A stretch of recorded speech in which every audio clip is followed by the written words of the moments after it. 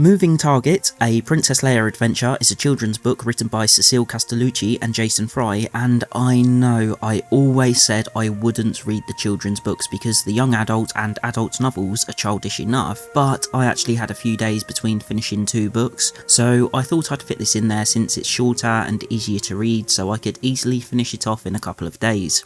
This book was released alongside Smuggler's Run, a Han Solo and Chewbacca adventure, and The Weapon of a Jedi, a Luke Skywalker adventure, with all 3 being released on the same day, September the 4th, 2015. But where the other 2 took place between A New Hope and Empire Strikes Back, Moving Target is mostly set between Empire Strikes Back and Return of the Jedi.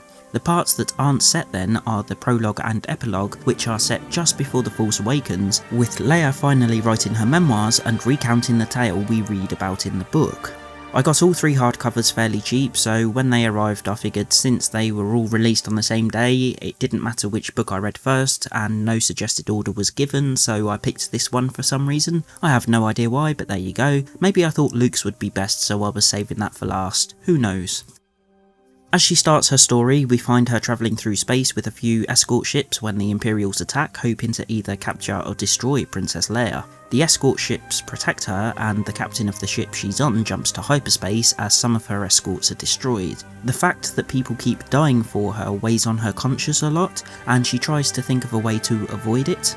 Mon Mothma calls a meeting of the Alliance leaders on the planet Zastiga, where she informs them of the threat to the second Death Star, and the rebels come up with the plan that we hear about in Return of the Jedi, which is for their forces to group at Sullust before jumping to Endor using a secret Imperial hyperspace lane that will allow them to arrive without the Empire having any knowledge of it. And that was actually in Return of the Jedi, because at one point we hear the Emperor talk about the rebels massing near Sullust. Seeing the opportunity to kill 2 birds with 1 stone, Leia comes up with a plan to use herself as a moving target for the Empire, hence the name of the book, in the hopes that by travelling around the galaxy and activating beacons calling rebels to rendezvous at Yellow Moon in the Corva system, a system far away from Endor and Sullust, the Empire would focus on capturing her and those groups, and remain unaware of the rebels preparing for the attack at Sullust.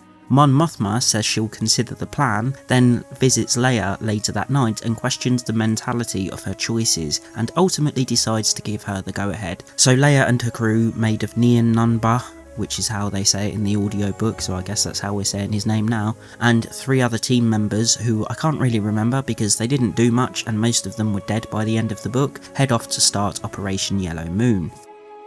Essentially, the story revolves around Leia and her team travelling to 3 different planets to activate the beacons, and on each planet they run into some trouble, do what they plan to do, leave and head off to the next planet. It's a children's book, so there wasn't really that much depth to what went on each planet, so I won't go into too much detail about it, but something that did stand out to me was when they met a former member of the Alliance who lived in the mountains, and they had to climb their way up his chimney to get into the mountain's catacombs, and as they were inching their way to the top, Mission Impossible style, they're suddenly attacked in the pitch black by something akin to bats, winged nocturnal creatures with fangs that feed on blood. To be honest, I thought this moment was one of the most horrific and tense moments out of everything I've read in the new canon, books and comics alike, and I'm surprised it made it into a kid's book. One of them crawls into... Don't forget this is in the pitch black.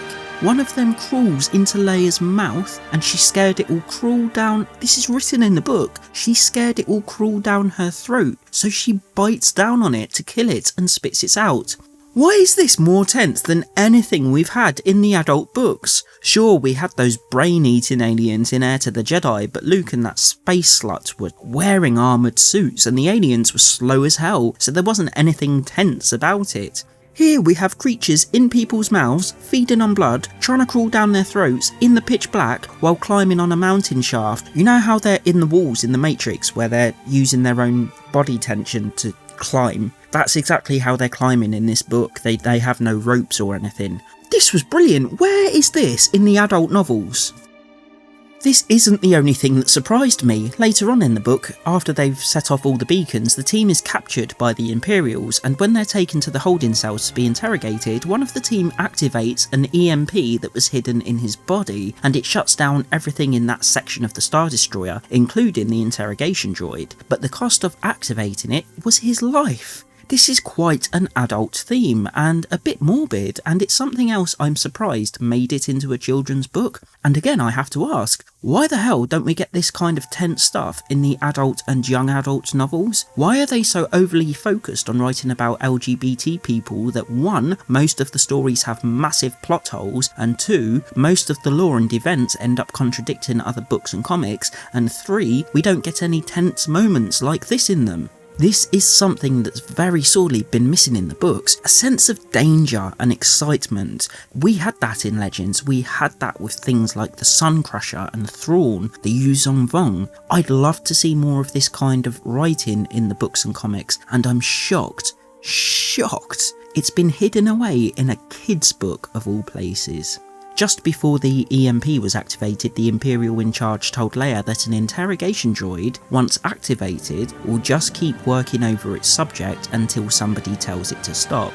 I thought this was quite clever because once the EMP goes off, Leia jumps the Imperials and they take their uniforms and escape in the shuttle Tidarium, which is of course the shuttle Han's strike team used to infiltrate Endor in Return of the Jedi. But as they leave the cells, she hears the Imperial in charge stirring and the sound of a probe droid going to work. With no one there to stop the droid, I had assumed she died by being interrogated to a gruesome and horrible death. I looked on Wikipedia though, and somebody wrote that Major Keone survived and died in an explosion on the hangar as the rebels escaped, and while there certainly was an explosion set off by another team member that required them to sacrifice themselves so they could blast a hole in the side of the Star Destroyer they were on, I don't remember the Imperial captain being there, so I think that entry on Wikipedia is wrong, unless I'm just not remembering it properly.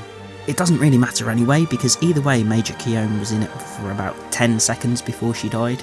Once they escape the Death Star, Leia and the only other surviving team member regroup with the rebels, and we're brought back to just before The Force Awakens and the epilogue of this book, where Leia says she can feel events through the Force, and that she will be at the centre of events, which is something I find quite sad for anyone who read this before The Force Awakens was released. We all know she was the centre of nothing in Episode 7, and spent half of Episode 8 unconscious, and 9 will be reused footage of Kerry. So it very much seems like a false promise, and people reading this in 2015 must have been disappointed when they saw Episode 7.